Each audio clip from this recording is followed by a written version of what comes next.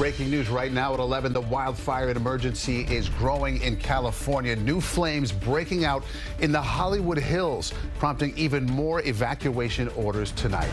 Good evening. I'm Maurice Dubois. And I'm Christine Johnson. That new fire broke out just a few hours ago, and it is spreading quickly.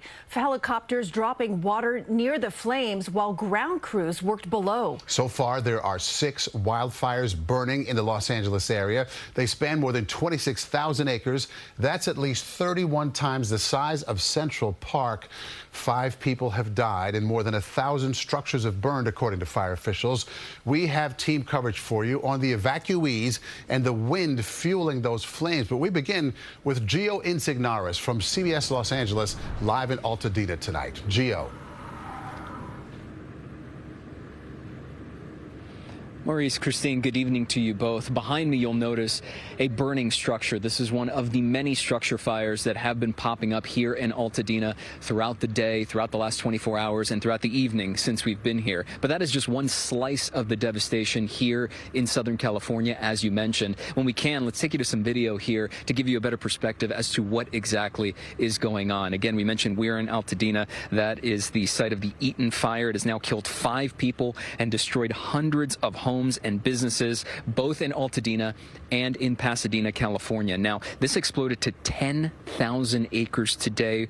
Residents watched in despair as a lot of businesses sort of just fell apart. And so many families and so many people we've been talking to have mentioned that they have nothing left, that they go back to what is left of ash and dust, and others coming here to check on friends' homes as well, saying, I don't even live in the area. I live about 10, 15 minutes away, but I wanted to come here to check this out for my friend, and just being devastated, in tears, telling us that this is so much to handle. Let's go back to that video now and give you a better sense of what we've been keeping an eye on here in the last 24 hours after that fire. The one in Malibu, multi-million-dollar oceanfront homes continue to catch fire. This was Tuesday night. 4 homes along the Pacific Coast Highway, flying embers, catching homes on fire. It's just so much to look at and to take in and to think about. So many people impacted by this as well. Now, the worst of the devastation is what is happening in the Pacific Palisades. That is where over 1,000 homes, businesses, schools, churches have burned, and it doesn't get any easier to describe what is going on out here. The fire has become one of the most destructive in LA County history. People in fire zones stunned. So many we've talking to. Take a listen to what they had to say. So much goes through your head because you hear about these things. And when you see it, and you see it jump from house to house, and your house is spared and others are not, and you wonder why. It's kind of rough. A lot of people are praying for us, but I know there's people that other people are praying for, and they weren't so lucky. So it's really hits you hard. And so many people fortunate to have family, friends that they can stay with in the meantime while they've been evacuating and gathering their stuff. Others taking the chance to come back to their neighborhoods to see if there was anything left. And in a lot of cases, nothing is left, as previously mentioned. As also has been pointed out, this is just one fire that we're currently dealing with in Southern California, where we're standing here in Altadena. You see the fire raging behind us in a structure fire, the smoke, flecks of ember getting on your shoulders and everything else throughout the night, and it only captures a small piece of what is going on around here. So you know that so many people are having to deal with this. Christine, Maurice, I'll send it back to you. Gio Insignares, the pictures are stunning, and we certainly wish the best for all of you and your colleagues out there. We know it's been a long day, and we thoughts and prayers with all of you there. Gio, thank you. For people who abruptly had to flee these raging fires, there is relief, and as well as anxiety and heartbreak. Their communities are in ruins. Alecia, Reid has that part of our coverage. Winds continue to fuel the fires in Southern California. Some evacuees having to leave their vehicles behind in order to escape. There's a lot of fire right there. That's why the people coming. We leave the car. It was so surreal. I felt like we were in that movie, The War of the Worlds.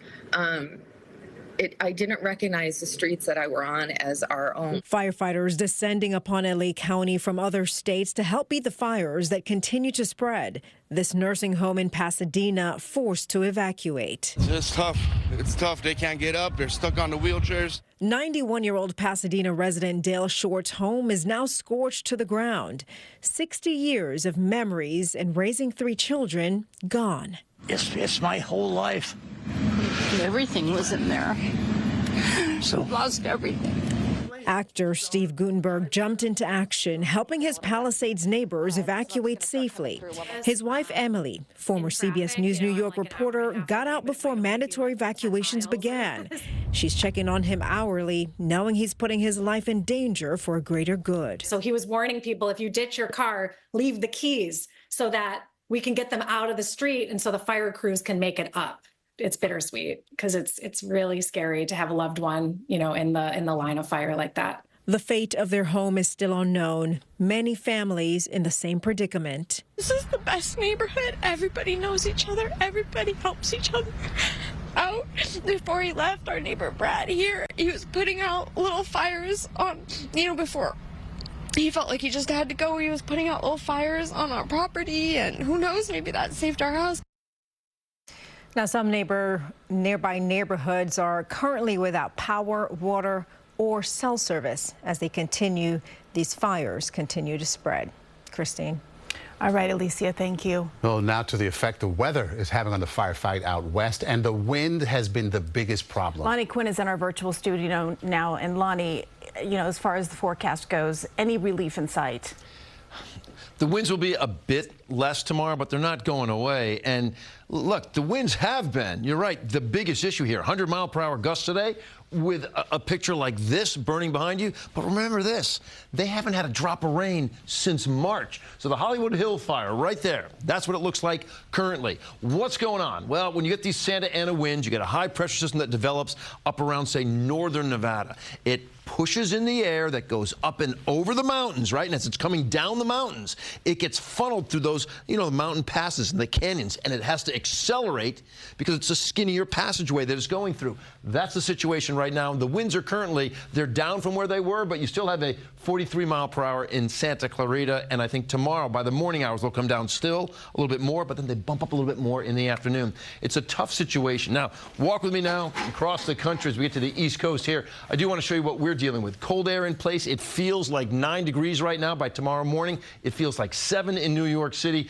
Just plan on another very cold day for us. We'll talk more about the fires and our forecast a little bit later, but right now, guys, it's all yours. Okay, Lonnie, thank you. And do look for continuing coverage on the Los Angeles wildfires tomorrow morning beginning at 4:30 a.m. right here on CBS News New York.